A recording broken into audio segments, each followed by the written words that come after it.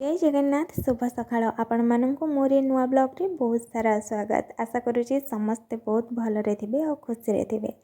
आजिर blog रे ना मु आपण मानक सहित शेयर करबी मोर वेट लॉस जर्नी केमिति थिला। मोर ए वेट लॉस जर्नी पूरा गोटे वर्ष हे गलानी तो केमिति भाबरे मु मोर वेट लॉस कली आउ से सब आज आपण मानक सहित शेयर करबी।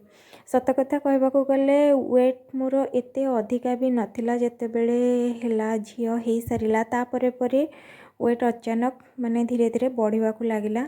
आ ता सहित मोर भी टिके खाଇବା पीबार शैली से सब भी चेंज होता जमती कि बहुत सारा मु फास्ट फूड वगैरह खाऊली आगुरी तो से सब नहीं कि कौन माने धीरे धीरे वेट बढ़िया लगिला।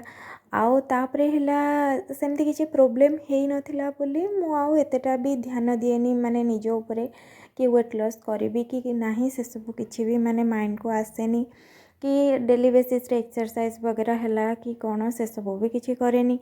तो एमती धीरे धीरे वेट बढ़िया लगिला। आउ जिते बड़े पाखापाखी वेट मोर हो जाता मुझे जिम जॉइन कली ना से मोर वेट थिला 78.7 समथिंग थिला वेट मोर।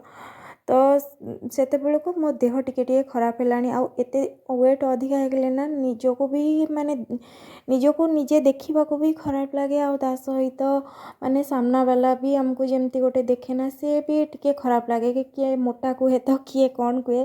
तो जो मैंने टिके अत्यधिक मोटा थे सी निहाती भाव में जानीपारे कि केमितिया फील होथबो अत्यधिक मोटा हो गला परे।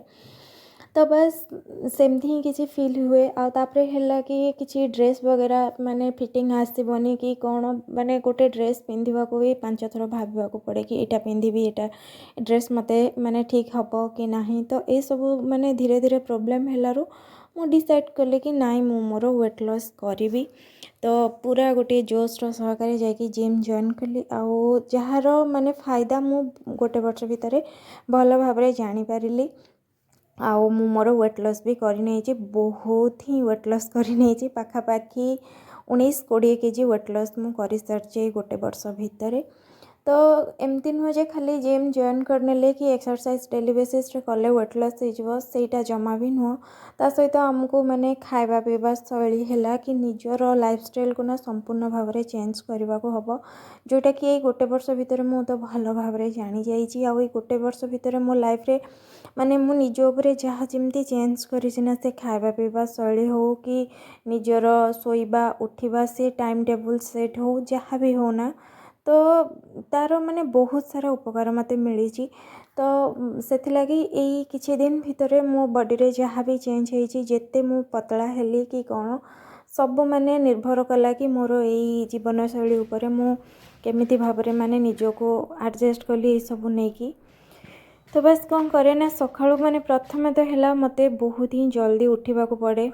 प्रथमे तो मुझे आगुरी कौन करे ना जिते बड़े इच्छा से शुए राति रे बहुत लेट नाइट जाए माने मोबाइल टिपे किंतु जिते बड़े मुझे एक्सरसाइज आरंभ कली से मुझे कौन कली ना माने गोटे टाइम रे पूरा सेट करनेली गोटे टाइम रे शोइबी गोटे टाइम रे उठेबी टाइम टेबल रे खाଇବା पीवा है माने लाइफ रे डिसिप्लिन गोटे जिनस निहाती ही जरूरी हो गला जोटा कि यही जिम जॉइन कलापर ही मुझे जानिली। एमती खाली नुह जे है माने एक्सरसाइज करदेले आमर वेट लॉस हो सहित माने डाइट भी निहाती ही जरूरी खाଇବା पीवा माने सबू चेंज करने को भी पड़ो जमती कि है सकाळू चा बदल रे किछि है वेट लॉस ड्रिंक है कि कौन ताको सब पीवा को है ये सब जिनस बहुत ही माने हेल्प करे वेट लॉस लगी। आउ चा बदल रे ग्रीन टी है तो एमती किसी जिनस वेट लॉस लगी बहुत ही हेल्प करे। ता सहित कौन कि आमर माने खाइबार शैली खाइबार क्वांटिटी ए सब भी बहुत हेल्प करे। तो बस एमती किसी सब जिनस को अप्लाई करके घरे माने पूरा एमती नुहे जे कि मु याडू सियाडू पूरा किणाकिणी करके दामिकिया दामिकिया जिनस से सब है खाई पी के वेट लॉस कर पूरा घर खाइबा जहाँ जमती नॉर्मल मु घरे बनाए ना तो से सब खाइबा को खाइकी ही बस मोर वेट लॉस कली। आ सकाळ खाइबारे माने प्रायतः मु ओट्स ही खाए सब बेले। तो ओट्स है कि कद बाय कचित रुटी वगैरह हो गला तो एमती ही खाइनी आ तार खाଇବା क्वांटिटी टिके माने नॉर्मल जमती खाए ना आगुरी तो टिके कमे की खाइली। ତ କିଛି ସକାଳ ଟାଇମ୍ଟା ନା ହେଲ୍ଦି ଖାଇଲେ ନା ପୁରା ଦିନ ଆମର ଫାଷ୍ଟ କଥା ଭଲରେ ଯାଏ। ତ ଦେଖୁଥିବେ ସକାଳୁ ପ୍ରାୟତଃ ମୁଁ ଓଟ୍ସ ହିଁ ଖାଉଛି। ମୋର ବ୍ଲଗ୍ ବଗେରାରେ ମୁଁ ସବୁବେଳେ ସେୟାର କରେ, ସକାଳ ଟାଇମ୍ରେ ମୁଁ ସବୁବେଳେ ଓଟ୍ସ ଖାଏ। ଆଉ ଖରାବେଳ ମିଲ୍ରେ ନର୍ମାଲ୍ ଭାତ, ଡାଲି, କିଛି ଭଜା ହେଲା, କିଛି ସାଲାଡ଼ ବଗେରା ହେଲା ଏସବୁ। ଆଉ ରାତି ଖାଇବାରେ ଦଲିଆ ହେଲା, ଖିଚଡ଼ି ହେଲା, ମୁଗର ମାନେ ପିଠା ହେଲା, ତ ଏଇସବୁ ଖାଇବା ପ୍ରାୟତଃ ମୋର ରୁହେ। ଆଉ ଏଇ ଗୋଟେ ବର୍ଷ ଭିତରେ ନା ମୁଁ ପ୍ରାୟତଃ ଏଇ ଖାଇବା ହିଁ ଖାଇଛି। ଆଉ ଏତେ ମୋଟାରୁ ଏତିକି ପତଳା ନା ମୁଁ ବାସ୍ ଏଇ ଖାଇବା ପିଇବା ଚେଞ୍ଜ କରିକି ଆଉ ପୁରା ଡେଲି ବେସିସ୍ରେ ଏକ୍ସରସାଇଜ୍ କରିକି ପୁରା ମାନେ ନିଜର ଜୀବନଶୈଳୀକୁ ନା ପୁରା ଗୋଟେ ଡିସିପ୍ଲିନ୍ ସହକାରେ ରଖିକିନା ମୁଁ ସତ କହିବାକୁ ଗଲେ ଆଉ ପତଳା ହେଇଯାଇଛି। ଆଉ ଏତେ ପତଳା ହେଲା ପରେ ନିଜକୁ ମାନେ ଯେତେବେଳେ ଦେଖେ ନା ବହୁତ ହିଁ ଭଲ ଫିଲ୍ ହୁଏ। ଆଗରୁ ଗୋଟେ ଶାଢ଼ୀ ପିନ୍ଧିଲେ ବି ମୋତେ ପରଫେକ୍ଟ ଲାଗେନି, ଆଉ ଡ୍ରେସ୍ ତ ବହୁତ ହିଁ ଦୂରର କଥା, ତ ବହୁତ ହିଁ ଅଡ୍ ଲାଗେ କହିବାକୁ ଗଲେ, ଜମା ବି ଭଲ ଲାଗେନି। ତ ବାସ୍ ଏମିତି ଭାବରେ ମୁଁ ମୋର ହେଲା ମାନେ ଜୀବନଶୈଳୀ ଚେଞ୍ଜ କରିକି ମାନେ ସବୁକିଛି ଚେଞ୍ଜ କରିକି ବାସ୍ ପତଳା ହେଇଛି, ଯେଉଁଥିପାଇଁ ମୁଁ ବହୁତ ହିଁ ଖୁସି ଅଛି। ତ ବାସ୍ ଏମିତି ଥିଲା ମୋର ୱେଟ୍ ଲସ୍ ଜର୍ଣ୍ଣି।